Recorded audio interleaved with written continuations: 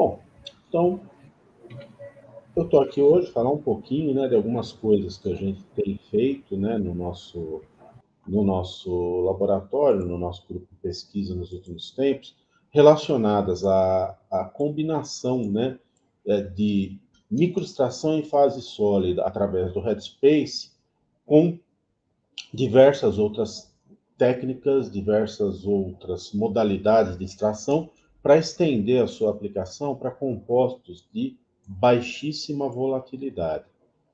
Como vocês obviamente devem estar sabendo, meu nome é Fábio Augusto, sou aqui do Instituto de Química da Unicamp. Eu também faço parte do grupo do INCT Bioanalítica, né, do Instituto Nacional de Ciência e Tecnologia de Bioanalítica.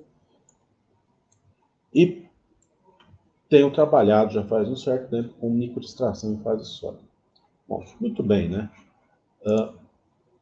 Primeira coisa, né? Para quem não é afeito, para quem não está muito familiarizado com essa ferramenta, né? O que é microextração em fase sólida? O que são as diversas técnicas, a miríade aí de técnicas que a gente chama de microextração em fase sólida? Na verdade, não é uma técnica, é um grupo de técnicas de microextração em fase sólida, de preparo de amostra, de extração, pré-concentração, principalmente focadas em compostos moleculares não iônicos, orgânicos e inorgânicos, né? Onde você tem um filme fino de uma fase não fluida, de uma fase extratora não fluida, sólido, né, como o nome diz, onde tem absorção, né, como mecanismo de distribuição dos análises entre as fases, ou polimérica, que no caso age como um fluido solvente, o mecanismo da partição, não é um sólido propriamente dita, mas não é um fluido, não é um polímero, que é imobilizado numa superfície adequada, que é exposta à amostra, e você faz o isolamento não exaustivo, mas quantitativo dos análises. Os análises se distribuem entre a fase extratora, fase matriz, amostra e eventualmente headspace, de tal maneira que, atingido um equilíbrio de distribuição entre as fases, você tem uma concentração na fase extratora sorvente imobilizada sobre a superfície lá que você está usando, proporcional à concentração inicial da amostra. Tem um monte de modalidades, um monte de abordagens diferentes usando essa mesma ideia geral, né? Há as chamadas estáticas, técnicas de microextração estáticas e as dinâmicas.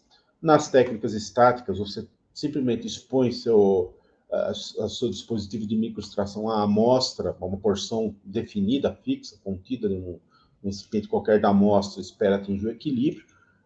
Nesse caso, você pode estar operando com a fase sorvente imobilizada sobre fibras, que é a forma mais comum, que a gente vai falar bastante aqui, na forma de filmes finos livres, sobre discos rotatórios, né, que isso aqui foi inventado, essa modalidade foi bolada aí pelo professor Pablo Richter, lá da Universidade Nacional de Santiago, no Chile, que é membro aqui do corpo editorial do BRJEC, sobre barras de agitação magnética, tal da Steel Bar Sorptive Extraction, em micropartículas que podem ser suspensas no meio extrator, e uma série de outras, né?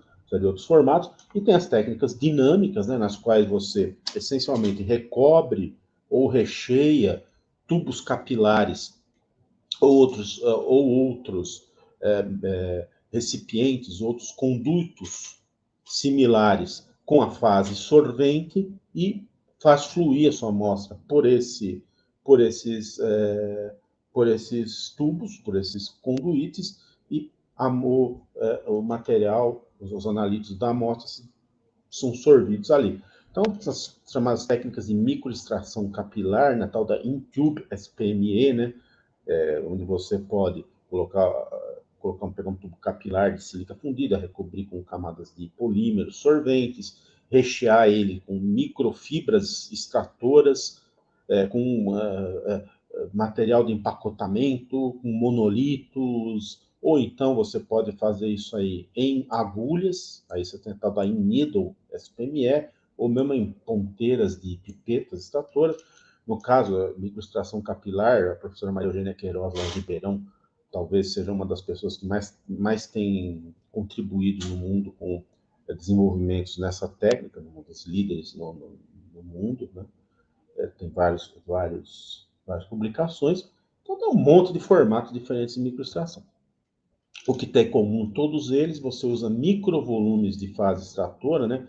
Tal da razão de fase beta, né? Razão entre volume de amostra e volume de fase extratora é alta.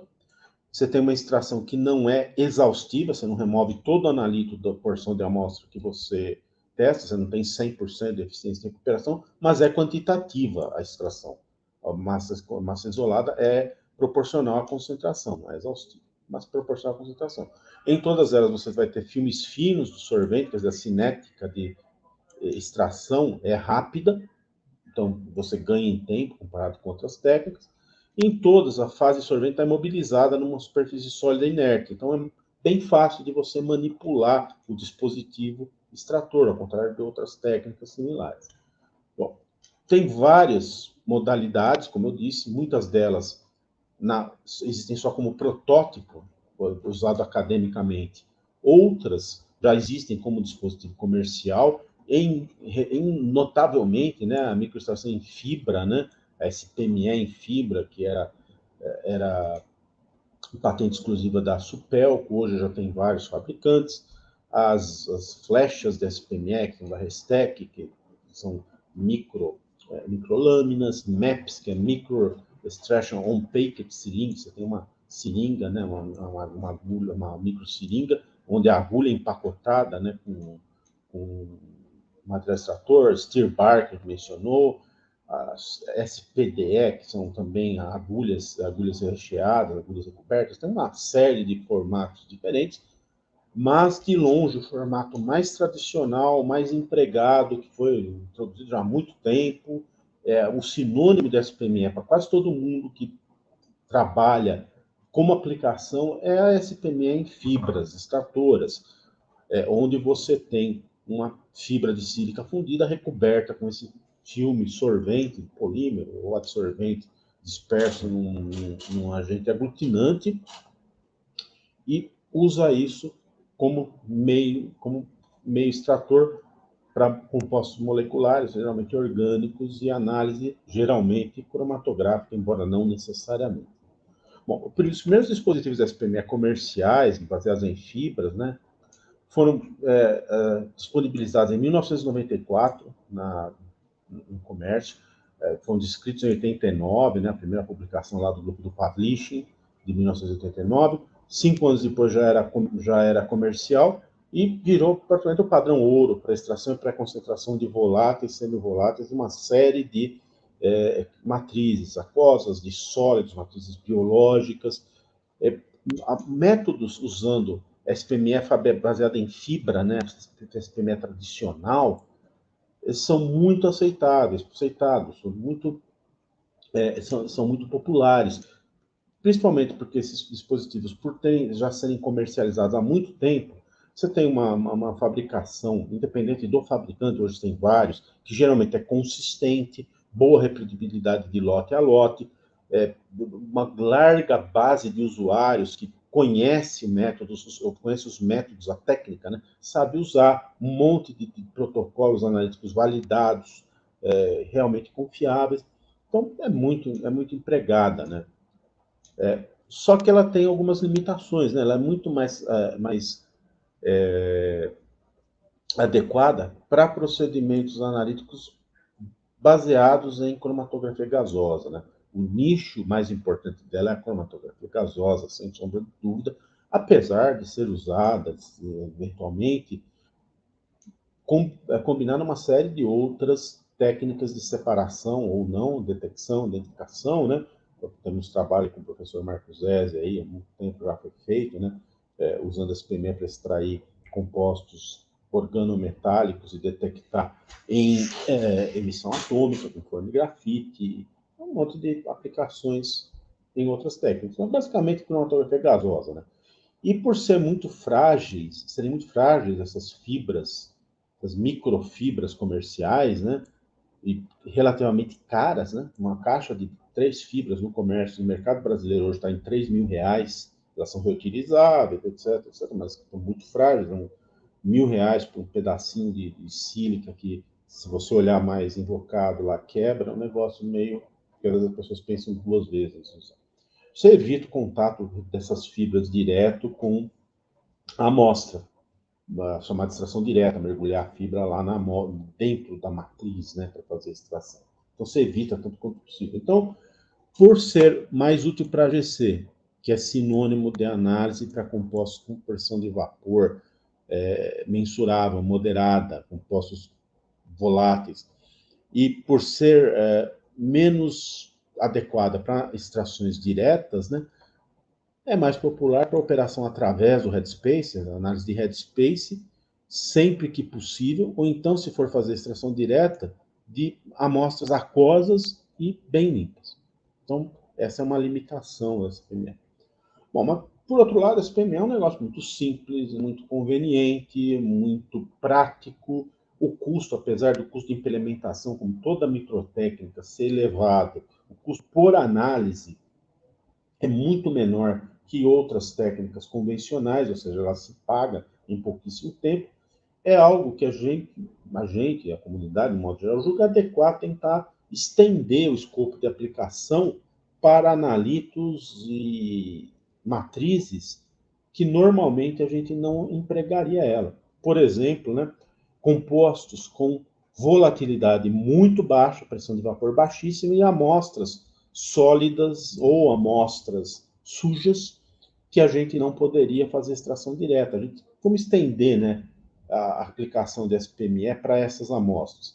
A gente pode fazer isso combinando SPE com outras rotinas, com outras abordagens de extração, principalmente, que isolem, que removam os analíticos pouco voláteis dessas amostras, transfiram eles para headspace ou para meio aquoso limpo, meio aquoso adequado à exposição direta para as fibras de SPME, para você fazer a operação, para você aí sim usar a fibra SPME, ou seja, combinando procedimentos essencialmente de extração por solvente ou outros com SPME, você pode eventualmente estender o uso dessa técnica para amostras e espécies químicas analíticas que normalmente você não consideraria o uso da microextração em fase sólida.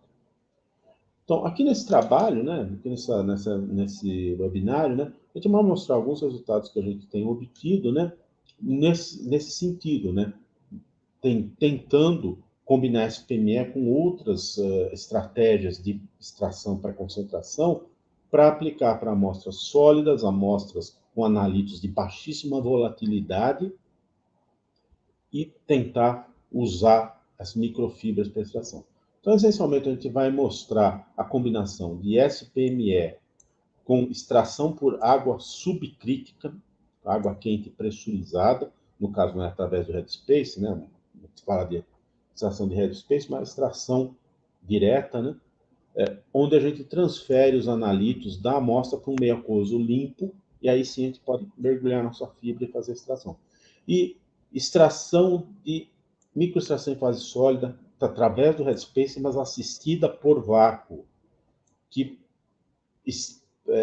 promove um transporte muito rápido de analíticos de baixíssima pressão de vapor através do headspace para a superfície extratora e permite o uso da técnica para esses analíticos de baixíssima pressão de vapor, que não seria possível. Os resultados que eu vou mostrar aqui foram todos obtidos com amostras de rocha extraídas de poços estratigráficos para prospecção de petróleo. Essas rochas, vamos falar um pouquinho dessas amostras aí, essas rochas são usadas na avaliação feita por companhias de petróleo do potencial de um eventual campo para exploração de petróleo. A gente já tem resultados no nosso grupo para outras amostras, principalmente para biomoléculas, né, que ainda não deu tempo de compilar, ainda estamos escrevendo artigo, então a gente ainda não se sente seguro em apresentar esses resultados, mas nos últimos meses, a gente já tem, nos últimos 3 meses pelo menos, a gente já tem uns resultados muito bons. Por hora, eu vou me limitar a esses resultados para essas rochas de petróleo, para essas rochas portadoras de óleo que são usadas para avaliar potencial de campo petrolífero. Bom, falar um pouquinho também dessas amostras para contextualizar a importância da gente ter, por que a gente usou isso, tanto como teste de conceito, como para aplicação. Bom, primeiro, né, são usadas para verificar a potencialidade de determinada local como produtor de petróleo. Como que é feito isso? Primeiro, como que é formado o petróleo? Muita gente fala muito de petróleo, mas mesmo pessoas com formação em química, com formação em engenharia, muitas vezes não sabem como é formado o petróleo, né? A pessoa, é um negócio que parece tão trivial, mas a gente não tem detalhes, geralmente, às vezes, na cabeça. Petróleo, ele é produto da decomposição anóxica, a alta pressão, alta temperatura de material orgânico, né? Mas ele não é de qualquer material orgânico. É de material orgânico de origem, de origem lacustre, marítima e fluvial, de material de corpos de água, de plâncton, algas e organismos multicelulares marítimos, ou de rios, ou de lagos, ou de mangues, que são depositados em ambientes aquáticos, vão sendo, o bicho vai morrendo, vai para o fundo, junto com o sedimento, isso vai sendo soterrado, como diz que vai sendo soterrado, vai mais para o fundo da crosta terrestre, aí vai se aumentando, você vai aumentando a pressão, vai aumentando a temperatura, e passados períodos que vão até 400 milhões de anos, né, as biomoléculas que estavam lá vão sendo lentamente convertidas em hidrocarbonetos, primeiro chamado querogênio, aí óleo e finalmente gás. Então, a matéria orgânica tem que ser enterrada para a decomposição tomar parte, para a decomposição aquecer, acontecer em condições anóxicas, para não ter oxidação, não ter degradação biológica bioquímica. E, essencialmente, né, você pode ter ambientes de geração de petróleo marinhos e fluviais, e os intermediários, lá que são mangues, etc. Em todos os casos, a matéria orgânica vem de zooplâncton, de algas, e o petróleo de origem marítima é muito diferente do petróleo de origem fluvial. Um é mais leve, outro é mais pesado. Então, é muito importante para você definir a viabilidade de um campo de petróleo, de um depósito de óleo, você determinar se ele é de origem marítima, se ele é de origem fluvial, quanto tempo ele demorou para ser maturado lá dentro, se ele está degradado, se ele está biodegradado, o petróleo pode se biodegradar. Então, tem um monte de aspectos que você tem que determinar antes. Então, todo esse material aí foi enterrado. Às vezes, não é sempre que isso acontece, as biomoléculas são transformadas em hidrocarbonetos, muitas vezes elas se dispersam, simplesmente na crosta, não acontece nada. Se por algum acaso tem uma camada lá de rochas impermeáveis perto, esses hidrocarbonetos ficam presos em algum lugar bem definido, dependendo da geoquímica, dependendo da estrutura do solo, da morfologia, e vai se formar um depósito de petróleo nessa rocha reservatória porosa que prende ele, lacrado por uma rocha selante em cima, né? Então tem diferentes configurações, tem diferentes formas, algumas não são comerciais. Como que a gente determina se determinado poço, determinada formação de óleo é comercial ou não? O pessoal tem que fazer os chamados poços de exploração estratigráfica. Essa foto aqui é de um poço estratigráfico sendo furado. Aqui a broca, que não é uma broca qualquer, é uma broca bem, até mais sofisticada que a que é usada para extração comercial. Você vai furando o solo e vai coletando fatias da rocha do solo, da superfície até determinada profundidade, trazendo para cima e guardando isso aí. E depois você vai analisar esses toletes de rocha para verificar a presença de orgânicos extraíveis, né? Você tem que determinar, quando você encontra a rocha contendo material orgânico, que é o reservatório de óleo, né? Você tem que determinar se aquele óleo é comercialmente viável, né? Geralmente é calcário, arenito, né? Essa rocha, você tem que pegar essa amostra de rocha, extrair o óleo dela e analisar por GCMS, GCMS-MS, GCFID, seja lá o que for, para ver que tipo de óleo tem, se vale a pena você coletar. Só um parênteses aqui, né? Se por acaso o material enterrado for material orgânico de origem terrestre, né? Árvores, esse tipo de coisa, o que é formado é carvão mineral, não é petróleo, né? Então, basicamente, essa é a diferença entre as duas coisas. Bom, sobre o aspecto analítico, o pessoal vai lá por esses poços, que é um negócio caríssimo, custa centenas de milhões de dólares para fazer um poço desse, coleta lá quantidades enormes de amostras, de fatias de rocha marcadas por profundidade, checa quais delas têm material orgânico sorvido e algumas delas você vai extrair o óleo para caracterizar lá esse óleo. Como que você faz isso aí? Você vai ter que moer essas rochas até partículas finas, geralmente 150 micrômetros de diâmetro em moinhos de bola, tamizar isso aí com um tamanho de partícula uniforme, pega uma certa quantidade, né? Esse método que eu estou mostrando é o método padrão do Instituto Norueguês de Petróleo, que é mais ou menos um método padrão adotado no mundo inteiro, com pequenas modificações, né? Se transfere uma certa massa para um dedalzinho lá de papel e faz a chamada extração Soxhlet, que acho que todo mundo conhece, né? É a técnica de extração mais antiga que existe, né? Lá do século XIX, né? Do, do, do Freiherr Soxhlet, lá da alemão, né? No caso, você tem que extrair por 72 horas com diclorometano, ou seja, 300 mililitros de diclorometano. Então, deixa a refluxão de 72 horas, às vezes mais, às vezes chega até uma semana. Aí você tem um extrato orgânico bruto. Acabou aí, né? Parece aquelas propagandas, né, da Polishop, né? Não acabou aí. Você tem que pegar isso aí, esse extrato é muito complexo para você simplesmente cromatografar direto, né? Então você tem que purificar ele, você tem que concentrar ele, eliminar os asfaltenos, que são as resinas pesadas, né? Você faz isso evaporando diclorometano, dissolvendo em pentano, centrifuga, asfalteno precipita, você filtra, você evapora de novo, vai repetindo isso 4 vezes, 3, 4, 5 vezes até, para eliminar esses asfaltenos. Os sobrenadantes são os chamados maltenos, que é o óleo mesmo. Aí você tem que fracionar isso aí em colunas de LC, né?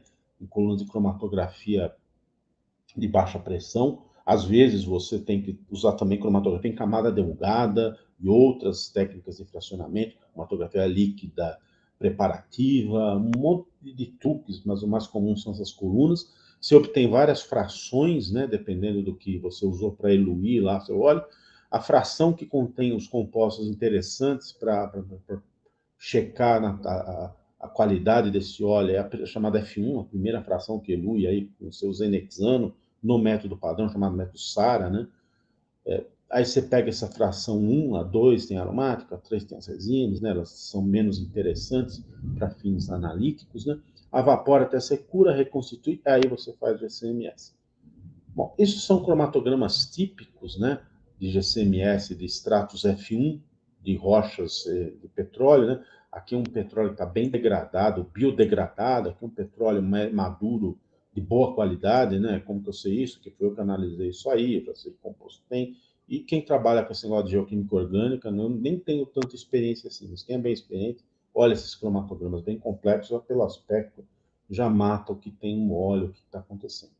Para caracterizar se o óleo é um óleo maduro, se é um óleo que não está madurado, se foi um óleo lacustre, marítimo, se ele foi biodegradado, não foi, se é um óleo leve, se é um óleo mais pesado, você geralmente, nesses cromatogramas, tem que quantificar e identificar compostos-chave associados a essas características, chamados biomarcadores, que nada mais são que fósseis químicos, né? Pedaços das moléculas lá das algas, das esponjas marítimas, alguns se compostos de esponjas e de moluscos que sobraram lá. Por exemplo, fitano, pristano, licopano, colestanos, né, que tem um grupo bem grande, gamaceranos. A maior parte deles são hidrocarbonetos que tem até 40 carbonos.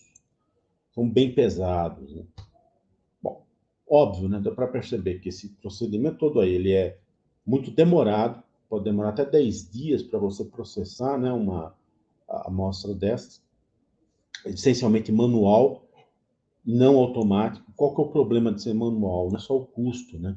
A gente está falando de fósseis de biomoléculas. Você mete a mão lá num frasco, você pode estar contaminando a sua amostra com biomoléculas contemporâneas. Então, quanto mais, e todo mundo aqui que tem um pouco de experiência em análise química sabe, quanto mais tempo, mais complicado um procedimento analítico, maior a chance de contaminação, maior a chance de introdução de artefatos e assim por diante, né? Esses com biomoléculas estão presentes, às vezes, em faixa de nanograma por litro, concentrações muito baixas, né? E não é nanograma por litro em água, é nanograma por litro uma mistura que tem centenas de milhares de outros compostos. Você vai usar volumes enormes de solventes, às vezes 1.000 litros de diclorometano, mas pentano, metanol, e você vai usar material para empacotamento de colunas, muito chato isso aí, você gasta muita coisa. E esse é o processo que eu falei, é um procedimento simples, né? Dependendo do tipo de rocha, do tipo de material orgânico, por exemplo, você pode ter que pegar, fazer uma abertura inorgânica, que os procedimentos lá de gestão da sua amostra, da parte inorgânica, com ácido fluorídrico HNO3, para eliminar lá sílica, eliminar outros minerais. Então, pode ser bem complexo aí. Esses procedimentos que o pessoal usa em geoquímica orgânica, muitos deles são anacrônicos, são completamente fora do presente. Tem muita coisa melhor hoje em dia, mas ainda são os padrões. No nosso caso, né, a nossa hipótese aí, né, a gente trabalhou com isso aí, né, em projetos junto com a ANP, com a Petrobras, usando métodos padrão, e durante esse trabalho a gente questionou, nós, né, por que a gente não simplifica isso aí.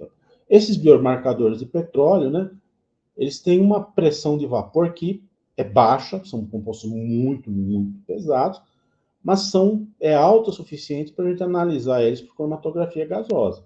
Isso é fato. Não são coisas que a gente tem que usar com uma cromatografia líquida ou massas diretas. Dá para analisar por gasosa. Uma regra geral é que se você consegue analisar um composto, determinar um composto por cromatografia gasosa sem derivatização, você pode, usualmente, usar alguma técnica de headspace para isolar ele de uma matriz. Não necessariamente vai ser a melhor alternativa, mas se ele sai de uma coluna cromatográfica, ele também vai sair da sua amostra. Então, por que a gente não tenta trocar esses procedimentos de software lento, que usa solvente, por alguma coisa usando SPME através do headspace, que é simples, é rápido, barato? A limitação é que são analitos com baixíssima pressão de vapor. Então, a gente tem que, antes do uso da fibra, antes da etapa de microextração, ter alguma abordagem que possibilite arrancar esses analitos da matriz, transferir para um meio onde você pode expor a sua fibra e fazer a extração, por serem eles de muita baixa volatilidade. Eles não vão volatilizar facilmente daquela amostra sólida, de qualquer modo, e se transferir para a sua fibra. Bom, a primeira dessas abordagens que a gente tem usado com relativo sucesso, né? Temos outros resultados já inclusive com rochas hoje, que são até bem melhores que esses aqui que a gente vai mostrar, é a gente combinar a extração por água quente pressurizada, extração com água subcrítica, né? Com SPME, mas aí SPME direta, né? Não é SPME através do headspace. Qual é a vantagem, qual é a ideia por trás disso aí? Bom, usar água para extrair hidrocarboneto parece ser um negócio absurdo. A água é, obviamente, o solvente hidrofílico por excelência. Não tem como, é óbvio, é quase a redundância mais bizarra que se poderia pensar em química. Mas se a gente olhar para o comportamento da água a altas pressões e altas temperaturas, a coisa é um pouco diferente, né? As polaridade, né, como solvente, a hidrofobicidade da água, parece um negócio assim, estúpido, né, falar um negócio desse, né? Mas a hidrofobicidade da água a temperaturas altas, ela aumenta. Ela é consideravelmente diminuída, aumentada. Então, ela pode ser, a altas temperaturas, um solvente razoavelmente bom para analíticos hidrofóbicos, Esse gráfico aqui mostra a permissividade da água, um dos parâmetros que você usa para estimar, né, a hidrofilicidade, a hidrofobicidade, a polaridade, entre aspas, do solvente. É meio estranho se falar polaridade, né, porque tem moléculas que são polares, mas são hidrofóbicas, né? É muito mais complexo o fenômeno de solvatação, de extração, não se reduz a polaridade. Aumenta a temperatura, a permissividade da água diminui, ela vai ficando menos, entre aspas, polar. Só que é óbvio, né? Você não pode aumentar a temperatura da água, a pressão ambiente acima de 100 graus. Então você tem que usar altas pressões para manter a água líquida. Então aqui são gráficos da permissividade em função da temperatura para a água, pressões de 33, 129 e 322 bar, onde ela se mantém líquida a temperaturas muito maiores que 100 graus Celsius. Então vocês podem notar que aqui, ó, a 300 graus Celsius, a água tem uma permissividade menor, tanto que cetonitrila quanto metanol. A 400, ela já tem uma permissividade próxima de alguns hidrocarbonetos aromáticos. É claro, né, que para 33 bar, o limite aqui é 240 graus, mais ou menos. Porque aí a água já ferve, evapora. Mas, mesmo assim, você tem acesso a uma região onde a água tem uma polaridade relativamente baixa. Então, se você usar água a alta pressão, alta temperatura para ter uma polaridade menor e alta pressão para manter a água líquida, você tem a possibilidade de remover analitos que normalmente não se dissolveriam em água da sua amostra. Então, você tem um procedimento relativamente simples e exaustivo, né, completo, tira todo o analito da sua amostra, você passa a água a alta pressão, alta temperatura por ela. E para analitos, inclusive, de baixa volatilidade. E você pode pegar esse extrato aquoso e reextrair depois ele, por exemplo, com SPME, para aí sim fazer a sua análise. Então você pega a sua amostra, extrai com água quente e alta pressão, analitos orgânicos, mesmo pouquíssimos solúveis em água, vão poder ser removidos e você extrai. O arranjo experimental é bem simples, é relativamente simples, né? Você só precisa de um forno para manter a cela de amostra, uma cela igual aquelas que são usadas para procedimentos de ASE, né, Accelerated Solvent Extraction, né, essencialmente um tubo de aço que você pode abrir, introduzir sua amostra e lacrar ele, né, um forno que mantém a amostra, possa manter só 100, 300 graus, uma bomba, tipo bomba de HPLC, que não precisa ser uma bomba muito sofisticada, pode ser uma bomba antiga de HPLC, que é o caso que a gente usa aqui.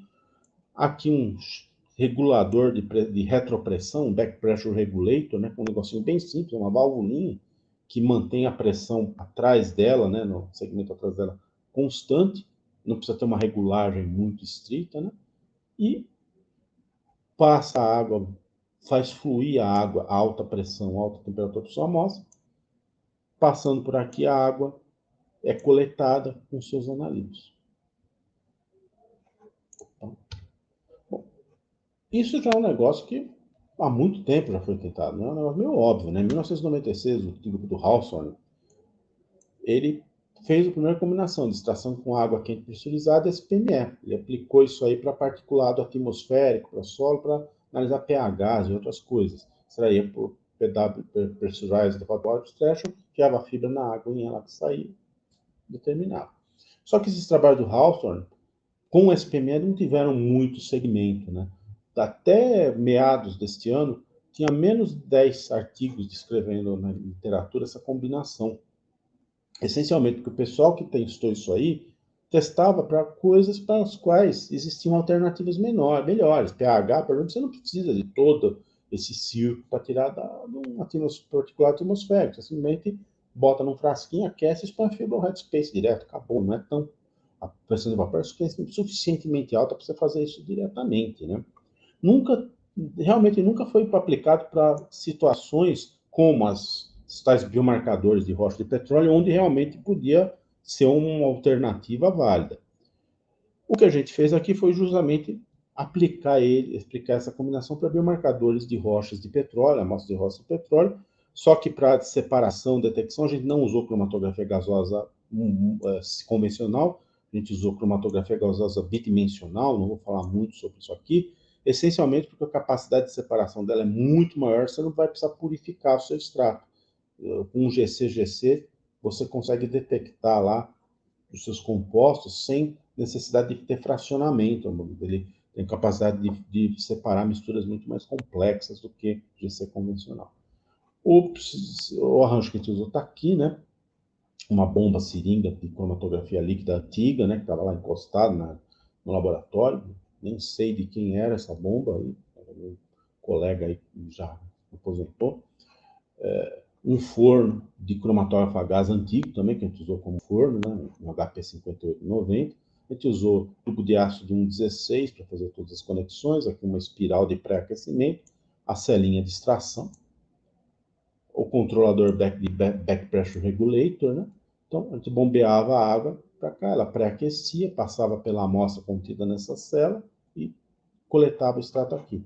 A gente pegava a amostra, para o procedimento geral, né? A gente moeu a amostra em moinho de bola, misturava com pérolas de vidro silanizado, micropérolas, né? Porque senão entope, né? Essa cela de extração, forma uma torta, né? O negócio não flui, o solvente não flui. É muito comum nesses métodos de extração de solvente pressurizado você usar isso aí, uma proporção de 1:5 de amostra, mais micropérolas de vidro, usa selite, usa um monte de outras coisas, mas no caso usa micropérolas de vidro, para evitar que o negócio vire torta e não flui nada. A gente fazia fluir a água lá com uma certa temperatura, uma certa pressão, por 1,2 gramas dessa mistura, coletava 60 ml de extrato, 15 ml desse extrato a gente extraía com uma fibra PDMS carboxam DVB diretamente, para 1560 graus, e fazia o GCGC. A gente otimizou, né, as condições de extração, no caso, claro, né, por ser um microtécnica, ainda mais com vários fatores, né, fazer uma otimização univariada aí seria um negócio fora de cogitação, então a gente tem que, é inevitável a gente otimizar as condições de modo multivariado, né, otimizando as várias condições simultaneamente. No caso, a gente usou um procedimento chamado matriz de Dollard, não vou entrar em detalhe, tem vários trabalhos da literatura, que a gente, com 25 experimentos, usando como resposta, né, a área total dos picos detectados, a gente otimizou todas as variáveis, especialmente a vazão e a temperatura da água para a extração, e a pressão de operação, no caso a gente usa a pressão reduzida, as relações de pressão absoluta e pressão de vapor na água na temperatura de operação, nesse caso é esse que é o parâmetro relevante, não a pressão absoluta, né? A gente descobriu que as condições ótimas eram essas, 275 graus com pressão de 90 bar para a água, 150 vezes a pressão do vapor dela, e vazão de 2,5 ml por minuto. As superfícies de resposta estão aqui, né? São bem complexas, realmente dá para ver que não ia dar para fazer um negócio univariado aqui.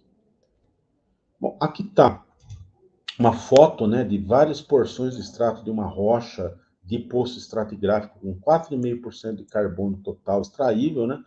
São as várias frações que depois a gente combinou, né?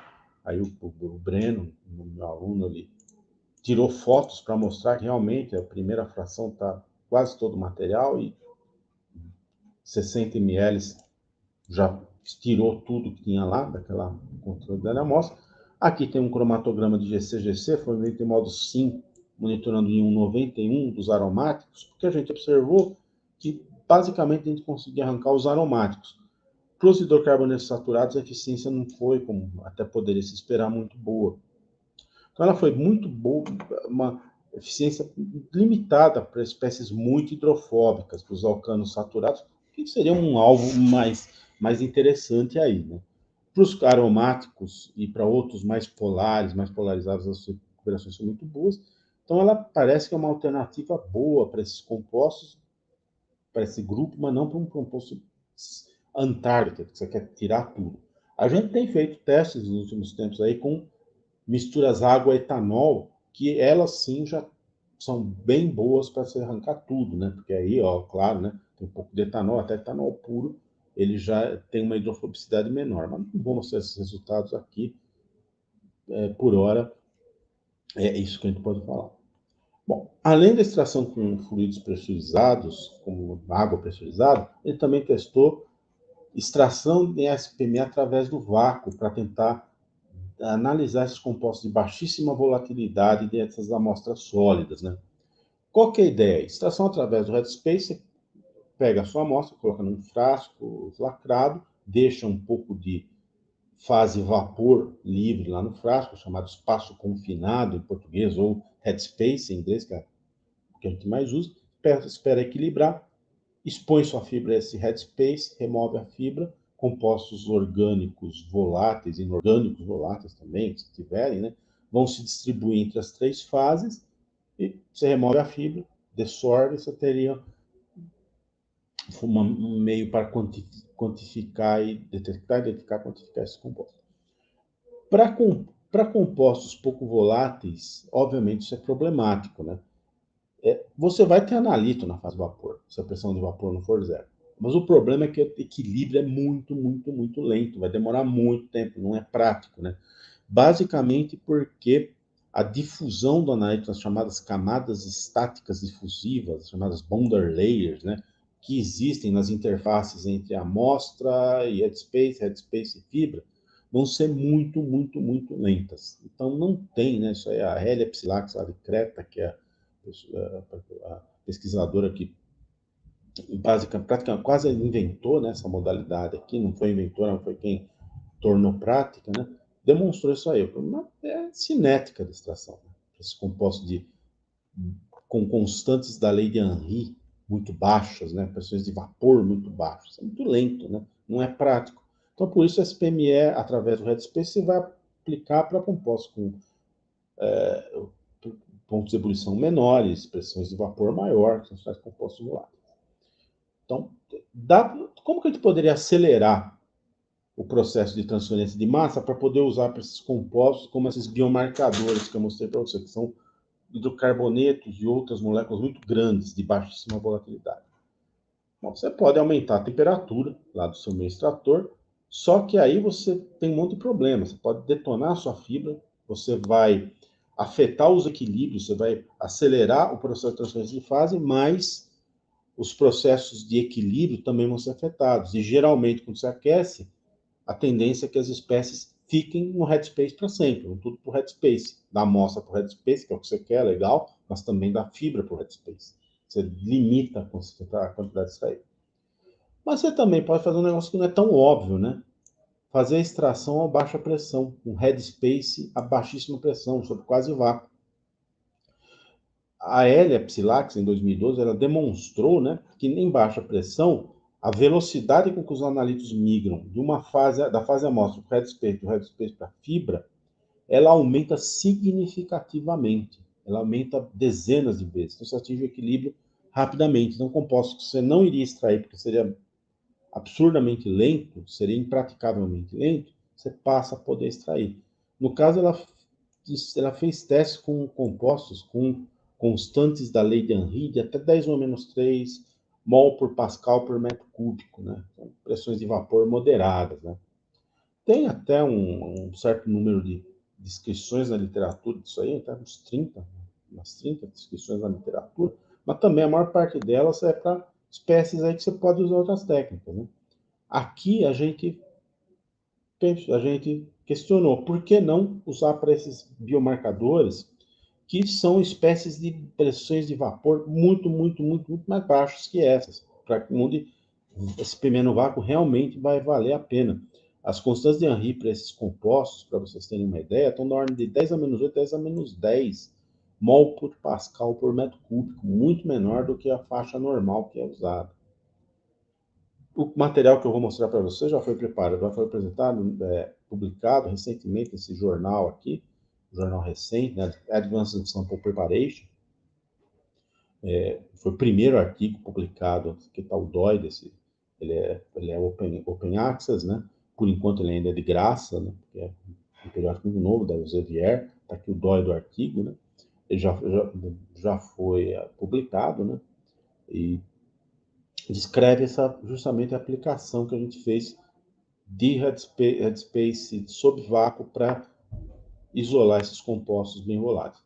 A estratégia é bem simples. Você pega lá a sua rocha pulverizada, coloca num frasco de extração normal, naquele frasco que você usa para SPM através do headspace.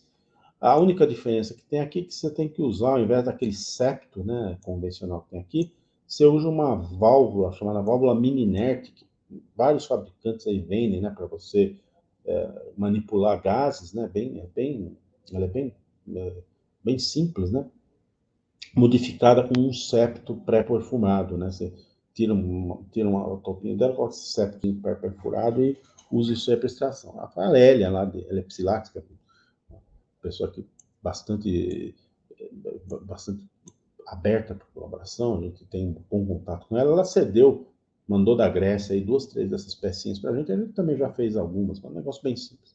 Coloca isso aqui, fizemos vácuo com uma bombinha, uma bomba de diafragma, que é uma bomba made in China, aí, quase uma bomba que dá para comprar na 25 de março, aí, bem baratinha, né? Através desse frasquinho. Colocamos depois num bloco de aquecimento, 200 milibar de pressão, não é lá, mas 0,2 atmosfera, né? Alto vácuo, né? Colocamos num bloco aquecido, depois de fazer vácuo, por um certo tempo, a certa temperatura. Depois desse tempo, a gente expôs uma fibra de PDMS de 7 micrômetros de espessura ao headspace, por um certo tempo, puxou e fez a análise aqui por GCMS convencional. Essa fibra de 7 micrômetros ela é um revestimento muito fino, quase não se usa, pouquíssima gente usa isso aí, a eficiência de extração é muito baixa, mas nesse caso a gente usou porque ela aguenta temperaturas altíssimas, até 340 graus. Então, para essa aplicação, parece que ela seria muito mais favorável, né? De novo, a gente otimizou as condições de extração, que são várias, né? Não seria até, teve que fazer centenas, quase, de experimentos para otimizar tudo isso aí. Fizemos uma otimização multivariada com 25 experimentos. A gente otimizou massa de amostra, o tempo de pré-equilíbrio, equilíbrio de vácuo, né? O tempo de extração, a temperatura de extração, e para isso a gente usou cromatogramas de modo single ion, monitorando esse fragmento aqui no massa, né, 217 Dalton, né, que corresponde aos esteranos, que é um grupo de biomarcadores importantes em óleo. Massa, a gente usou 160 miligramas de amostra, uma proporção bem pequenininha, não é significativo. A massa, a gente observou que a massa, como era de se esperar numa extração cineticamente controlada, a massa maior ou menor não vai afetar muito, desde que a superfície exposta seja grande. E essas aqui as condições ótimas, né? 15 minutos de equilíbrio, de pré-equilíbrio, né? De incubação sob vácuo, 15 minutos de extração e 250 graus de temperatura, né? Notem, né? Quem trabalha com SPME através do headspace, né? É você extrair, manter o headspace da amostra, manter a amostra a 250 graus, extrair o headspace é um negócio, chega a ser bizarro, né? Temperatura altíssima, mas para esse tipo de composto é o ótimo, né? As curvas as superfícies de resposta, né, vocês estão vendo aqui, somente são complexas, né? Então, justifica você fazer procedimento multivariado. Bom, resultados, né? Aqui ele está comparando SPME no vácuo com aquele procedimento de Hertz-Soxhlet, isso, aquilo, reza uma novena, faz uma romaria lá para Aparecida, volta, tudo isso aí, ele está comparando esses dois procedimentos. Azul, o procedimento SARA convencional, Saturated Aromatic Resins and Asphaltenes, aquele procedimento para aquele fracionamento, e em cima SPME de vácuo. Bom, o SPME sob vácuo a gente viu, são perfis muito parecidos, pequenas diferenças, né? O SPME no vácuo a gente viu aí compostos voláteis com um pouco mais de facilidade, compostos mais leves. Aqui são cromatogramas em modo single ion da mesma amostra, né? Aqui 191 Daltons, 217 Daltons sendo monitorado lá no GCMS, corresponde aqui aos sopanos e esteranos, né? Que são esses grupos aqui, que são geralmente você encontra no óleo, né?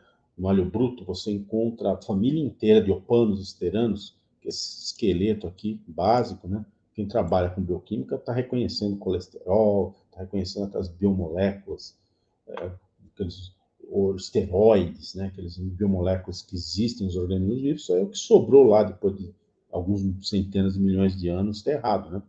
E aqui, radicais orgânicos de 1 até 12, 13 carbonos, então você tem todos esses compostos, né? Dá para ver que o Sócrates realmente você pega os mais pesados um pouquinho melhor, mas de maneira geral, bem similares os perfis, né? Então, de termos gerais, comparando, né, convencional, que é aqueles SOx com fracionamento, etc., etc., com o SPME sob vácuo, né, comparando a detectabilidade, quanto maior a cadeia carbônica, né, menos favorável a SPME sob vácuo, que é mais ou menos óbvio, né, que é a razão sinal-ruído para alcanos e para outros compostos, né, em função do índice de retenção desse composto numa coluna cromatográfica, que é o número, essencialmente para hidrocarbonetos, o número de átomos de carbono na cadeia, para outros, o equivalente em termos de retenção cromatográfica, né? Quanto maior o composto, que vai ser quase linear aqui, né? Quanto maior o composto, mais pesado o composto, menos volátil, menos favorável, se tem menos vácuo. Ainda assim, você consegue detectar facilmente e quantificar, né? Aparece, né, que a gente também está se tentando, né, modelos teóricos, né, para prever, né, a eficiência de extração, com função de parâmetros fundamentais.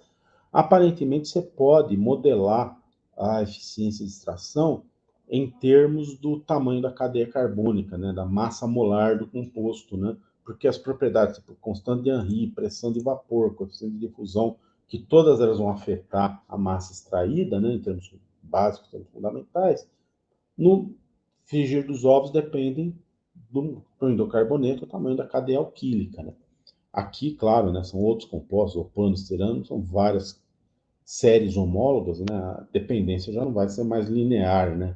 Seria dentro de cada série homóloga. Aqui está tudo misturado. E no caso, vocês olharam bem, né? Essa razão sinal-ruído, a HSPME, a SARA, né? Geralmente é menor que 1, quer dizer, SARA seria mais sensível. Só que a gente usou essa fibra de 7 micrômetros que a gente privilegiou robustez, privilegiou durabilidade da fibra. Se a gente tivesse usado 100 micrômetros PDMS, PDMS DVB, outras fibras comercialmente disponíveis, a gente ia obter aqui, ó, PDMS DVB está aqui em cinza, teria que usar GCGC já, porque a gente já começou a extrair uma infinidade de compostos. A azulzinha aqui é PDMS 7 micrômetros, a eficiência é bem baixinha. Quer dizer, SPME sob vácuo, em condições menos sensíveis, quase que possíveis, já quase empatou com o SARA. Né? E no caso, se eu usasse outras fibras, a gente optou por PDME 7 micrômetros, geralmente para não queimar a fibra, né? A gente não sabia qual temperatura seria necessária, você já teria uma sensibilidade muito maior, seria um negócio que bateria facilmente aí no SOX.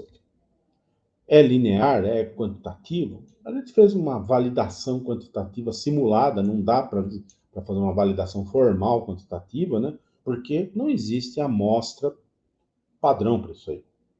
A gente poderia ter dopado lá as rochas com quantidades conhecidas de óleo, nunca vai ser, principalmente, vai ser igual, principalmente porque o óleo vai estar sorvido em microporos lá dentro da rocha e ficou centenas de milhões de anos difundindo, né? Então, se eu pegar a rocha, dopar com quantidades conhecidas de óleo, usar aquilo como uma amostra padrão, não é um negócio representativo. O que a gente fez para tentar fazer uma validação quantitativa? Pegando uma rocha com o teor orgânico total extraível que a gente conhecia, 4,3%, pegamos outra rocha do mesmo poço, que era igualzinha, mas de uma profundidade diferente, estava zerada em composto extraível. Isso aí não foi a gente que determinou, foi uma pessoa da Federal Fluminense, faz parte de um grupo muito grande, contratado pela ANP para caracterizar isso aí. Cada um tem acesso ao resultado do outro. Eles fizeram isso aí por termogravimetria, né? Então, isso aqui estava zerado. A gente pegou as duas rochas, misturou quantidades conhecidas de cada uma delas para simular amostras com concentrações conhecidas.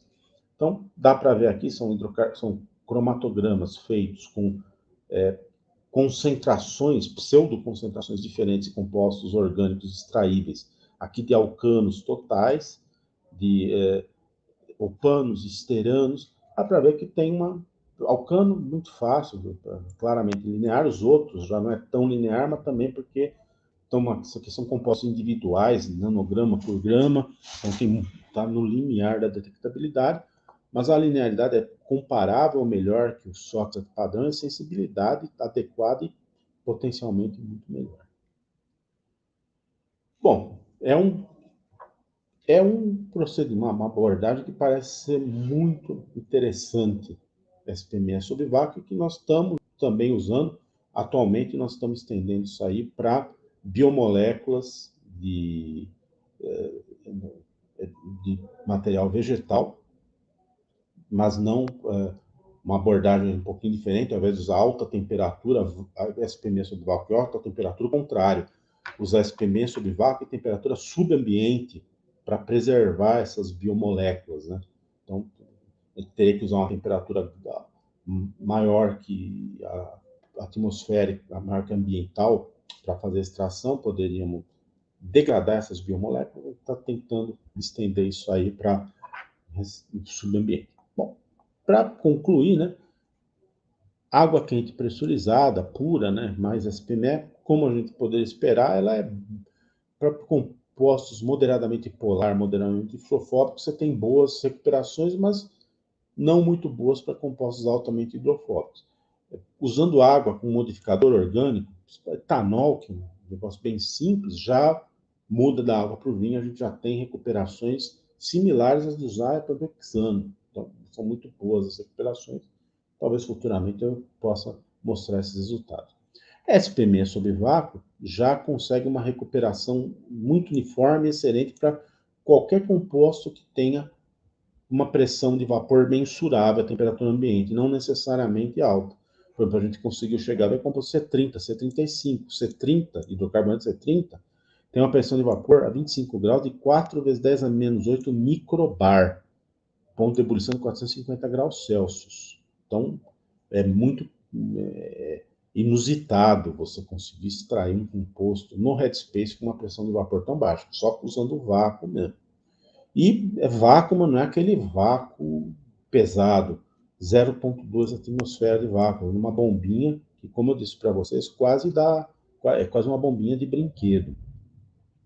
E o perfil cromatográfico é importante, similar àquelas técnicas exaustivas, que fica todo aquele circo para chegar naquele extrato.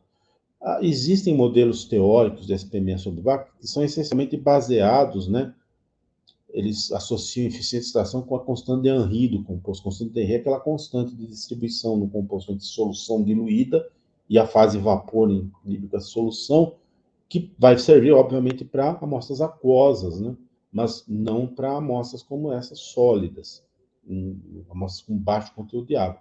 No caso, a gente conseguiu associar, no artigo lá, se vocês quiserem ver, não fizemos um modelo formal, mas a gente conseguiu mais ou menos demonstrar que é proporcional ao tamanho da cadeia carbônica, é proporcional ao volume molar e à pressão de vapor do composto. E existe vasto espaço para desenvolvimento nas duas combinações, especialmente as PME sob vácuo. Bom, o que eu gostaria, né, de mostrar para vocês era isso, né? Esse trabalho foi essencialmente está sendo feito, né, pelo meu orientado de doutorado, Breno Polo, né, Breno Jorge Polo, que está aqui já na metade, passou um pouquinho já da metade do seu doutorado, né? E o orientador dele é o professor Paulo Rosa, aqui do Instituto de Química, do Departamento de Físico-Química, ele é especialista em extração por fluido supercrítico e subcrítica, às vezes mais voltado para a parte de engenharia, mas também para a parte analítica. Então ele tem contribuído muito isso aí. A gente gostaria de agradecer, né? Listar aqui os financiadores, tem vários financiadores para esses trabalhos aqui, o CNPq, a FAPESP, a CAPES, a FINEP, os nossos cromatórios foram comprados com recursos do projeto de financiamento FINEP, um projeto antigo da Embrapa, a Petrobras, que deu suporte para a gente, já não temos mais convênio, mas deu suporte.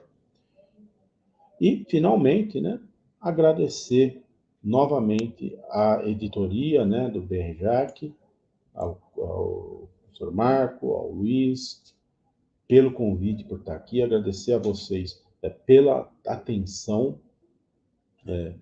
pela presença aqui nessa tarde de sexta-feira, que aqui em Campinas está chuvosa, e eu encerro aqui, eu fico à disposição para qualquer questionamento, qualquer pergunta. Novamente, obrigado.